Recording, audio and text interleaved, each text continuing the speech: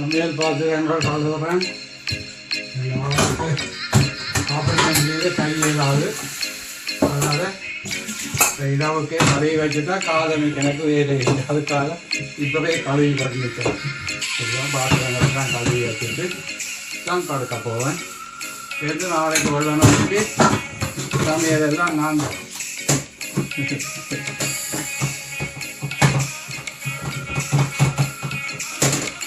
நிறைய பாத்திரங்கள் பின்னேரத்துக்கு கொஞ்சம் சேர்ந்துட்டுது.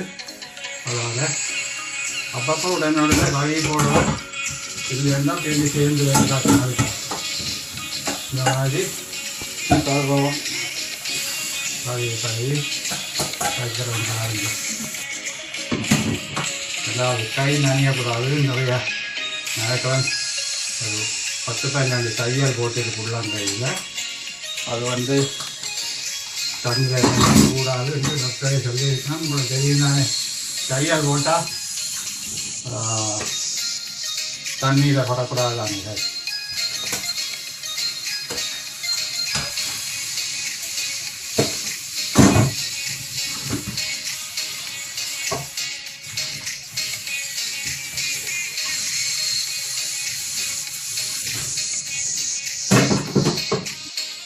பாத்திரங்களை கழுவி இதில் தண்ணி வடியை வச்சுட்டு இந்த கூடையை கூட தூக்கி வச்சு விட்டோடனே நல்லா காஞ்சிடும். நீரழிப்பு இல்லாமல் குடியை வச்சுட்டு அந்தந்த இடத்துல எது வைக்க வேணுமோ, சாப்பாட்டு கோப்பை எப்படி, டீ கப்பு அழுவியில் அப்படி சட்டி வாங்கி அங்கால வேறு சிரமத்தில் வைக்கிறோம்.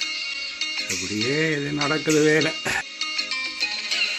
எங்களுடைய செவ்வரத்தையில் ஒரு பூ என்று பூத்திருக்கிறது பாருங்கள். சுற்றி வர மஞ்சள் நிறத்திலும் நடுவில் இரத்த சிவப்பு நிறத்திலுமாக வந்திருக்கின்றது. மிக மிக அழகான ஒரு பூ. இன்றைக்கு தக்காளி சாதம் செய்ய போன்றோம். பழமையாக சோறு காய்ச்சுற மாதிரி சோறு காய்ச்சி எடுங்கள். தேவையான பொருட்கள் பெருங்காயம், தக்காளி, நீங்கள் சமைக்கிற சோத்துக்கு அளவான தக்காளி, கருவேப்பிலை, செத்தல் மிளகாய், கடலைப்பருப்பு, மஞ்சள் பொடி, அடுத்ததாக கடுகு, சீரகம். இவ்வளோதான் தேவையான பொருட்கள். செய்முறையை பார்க்கலாம். சிறிதளவு எண்ணெய், தக்காளியும் ஒரு சிறு வெங்காயமும் இந்த மாதிரி சிறு துண்டுகளாக வெட்ட வேண்டும். எண்ணெய் கொதிக்கதும் எடுத்து வைக்கிற கடலைப்பருப்பு, சீரகம், கடுகு, கருவேப்பிலை, செத்தல் 2-3 பிச்சு போட வேண்டும். மஞ்சள் பொடி, பெருங்காயம், தக்காளியை போடலாம். தண்ணி விடாமல் தக்காளியை நன்றாக வதக்கி எடுத்து வடித்து வைத்திருக்கிற சோத்தை போட்டு பிரட்டி எடுத்தால் தக்காளி சாதம் ரெடி. தக்காளிக்கு மாத்திரம் அளவான உப்பு. மூடி வைத்து தக்காளி நன்கு கரைந்து அழியும் வரையும் வச்சு கொதிக்க வைக்கவும். தக்காளி நன்றாக தண்ணி தன்மையினால் நன்கு வேகி அவிந்து வந்ததும் சோத்தை போட்டு பிரட்டி எடுத்தால் தக்காளி சாதம் ரெடி. தக்காளி சாதம் இவ்வளவு சுகமா? இந்த நேரத்தில் சாதத்தை போட்டு சோத்தை போட்டு பிரட்டி எடுக்க வேண்டியதுதான்.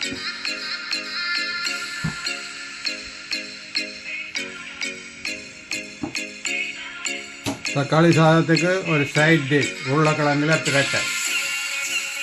உருளைக்கிழங்கு அவிந்து விட்டது, தாளித்து எடுத்தால் சரி.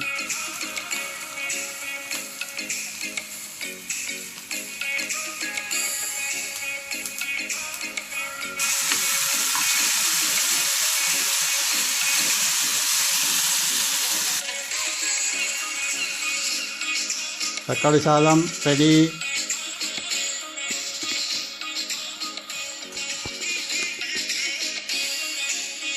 நல்லா இருக்கும்.